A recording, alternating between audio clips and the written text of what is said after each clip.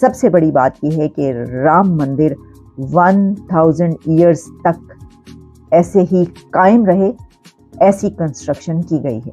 मगर you have to recognise that. तो इसको सालों के लिए, डेकेड्स के लिए, बरसों के लिए नहीं बल्कि सदियों के लिए बनाया गया।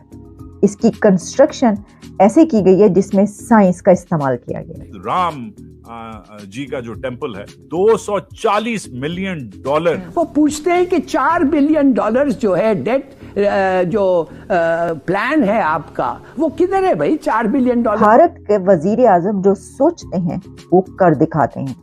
जो वो कहते हैं कि ये होगा, ये हो जाएगा, वो वजीर आजम उसको करके दिखाता है। ये मैं जो आपको पिक्चर्स दिखा रहा हूँ ये न्यूयॉर्क टाइम्स स्क्वायर की हैं। लोग ओन कर रहे हैं इस सारे के सारे प्रोसेस को। जो बीबीसी, जो गार्डियन, जो वॉशिंगटन पोस्ट, जो न्यूयॉर्क टाइम्स 2014 में जिन्होंने लिखा था कि top 5 fragile economies of the world जिसमें इंडिया आता था, वो आज 10 साल बाद लिखने पे मजबूर हैं कि world fastest growing economy India दुनिया के वो कहते हैं ना 1/4 ऑफ द वर्ल्ड वोटर है, 1/4 of the world voter and 1/6 of the humanity है। तो ये जो तब्दीलियां आ रही हैं ये बड़े मैसिव स्केल पे हैं। आज के दिन का ये बड़ा इवेंट जिसकी गूंज पूरी दुनिया में सुनाई दी, इसको लाइव टेलीकास्ट किया गया पूरी दुनिया के। प्राण प्रतिष्ठा संपन्न होने के बाद प्राइम मिनिस्टर मोदी ने जो एक विशेष कार्य किया, उसने एक बार फिर सभी का ध्यान अपनी ओर खींचा। असल में प्राण प्रतिष्ठा के ठीक बाद प्राइम मिनिस्टर मोदी राम मंदिर निर्माण में शामिल है कर्मियों श्रमिकों पर फूल बरसाते दिखे। सोमवार को प्राण प्रतिष्ठा के ठीक बाद प्राइम मिनिस्टर मोदी राम मंदिर के निर्माण में सहायक श्रमिकों से मिले और उन पर पुष्प बरसाए। उन्होंने इस दौरान सियावर रामचंद्र की जय का नारा लगाया। उन्होंने श्रमिकों का बार बार आभार जताया और राम मंदिर के निर्माण के लिए धन्यवाद ज्ञापित किया। बता दें कि प्राइम मिनिस्टर मोदी प्राण प्रतिष्ठा से पहले 11 दिनों का अनुष्ठान रखे हुए थे।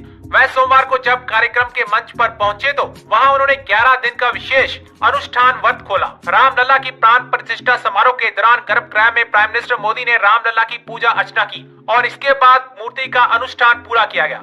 दूसरी तरफ पाकिस्तानी मीडिया चर्चा कर रहा है कि राम मंदिर 100-150 सालों के लिए नहीं, पूरे 1000 साल के लिए बनाया गया है। राम मंदिर प्राण प्रतिष्ठा इनॉग्रेशन सेरेमनी हो चुकी और राम मंदिर को पब्लिक के लिए खोल दिया गया। आज के दिन का ये बड़ा इवेंट जिसकी गूंज पूरी दुनिया में सुनाई दी, इसको लाइव टेलीकास्ट किया गया पूरी दुनिया के लिए और उसमें हमने देखा कि राम मंदिर के इफ्तिताह के मौके पर भारत के वजीर आजम नरेंद्र मोदी साहब वहां पर रिचुअल्स अदा करते हुए नजर आए। और यही नहीं बल्कि इंडिया भर की बिग पर्सनालिटीज वहां पर पहुंची। आप इस वक्त देख सकते हैं, हम आपको दिखा रहे हैं कि राम मंदिर की इस सेरेमनी में इंडिया की फिल्म इंडस्ट्री के सुपरस्टार्स भी वहां पर पहुंचे और उनकी कवरेज इस तरीके से की गई कि जब वो अपने घर से निकले फिर वो एयरपोर्ट पहुंचे और फिर एयरपोर्ट से वहां पे उतरे, उसके बाद वहां पे वो राम मंदिर के उस जगह पर पहुंचे।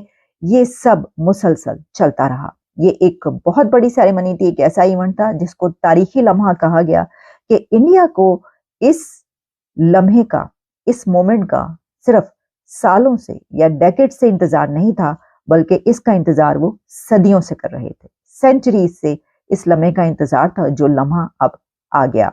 इससे ये भी पता चलता है, ये भी कहा जा रहा है कि भारत के वजीर आजम जो सोचते हैं वो कर दिखाते हैं। जो वो कहते हैं कि ये होगा, ये हो जाएगा, वो वजीर आजम उसको करके दिखाता है। और ये एक ऐसी चीज उन्होंने करके दिखाई जिससे ये कहा जा रहा है कि अब Ayodhya holy city of India एक ऐसे फोर्ट्रेस के तौर पर नजर आ रहा है कि जो जैसे दुनिया के बड़े कुछ ऐसे होली सिटीज होते हैं जैसे कि वेटिकन कहा जाता है, तो कहा जा रहा है कि अब इंडिया का वेटिकन अयोध्या है। ये सब बातें जब हम आप तक पहुंचा रहे हैं, सभी इस पे बात करेंगे। लेकिन क्या आप जानते हैं कि राम मंदिर की कंस्ट्रक्शन में इसरो के साइंटिस्टों ने एक की रोल प्ले किया है। राम मंदिर की कंस्ट्रक्शन में आयरन और स्टील का इस्तेमाल नहीं किया गया और सबसे बड़ी बात यह है कि राम मंदिर 1000 ईयर्स तक ऐसे ही कायम रहे, ऐसी कंस्ट्रक्शन की गई है। तो इसको सालों के लिए, डेकेड्स के लिए, बरसों के लिए नहीं बल्कि सदियों के लिए बनाया गया है। इसकी कंस्ट्रक्शन ऐसे की गई है जिसमें साइंस का इस्तेमाल किया गया है। वो क्या है वो मैं आपके सामने रखूंगी। उनके बहुत बड़े सुपरस्टार्स जो है उसके अंदर शामिल हुए, रणबीर कपूर, आलिया भट्ट और कैटरीना कैफ, विकी कौशल, अनुपम खेर, फिर अंबानी फैमिली, अडानी फैमिली और इसके अलावा माधुरी दीक्षित, उनके हस्बैंड और कई सुपरस्टार, साउथ के सुपरस्टार जो है वहां पर पहुंचे और उन्होंने इस सेरेमनी में हिस्सा लिया, वहां पर मौजूद थे वो। तो इस तरीके से ये जो है वो इवेंट पूरी दुनिया में देखा गया, लाइव चलता रहा। इसके ऊपर पूरी दुनिया से मुबारकबादें दी जा रही हैं इंडिया को और उनके वजीर आजम नरेंद्र मोदी साहब को कि जी जो तुसी करके विखाता जे वो कोई नहीं कर सकता सी बस।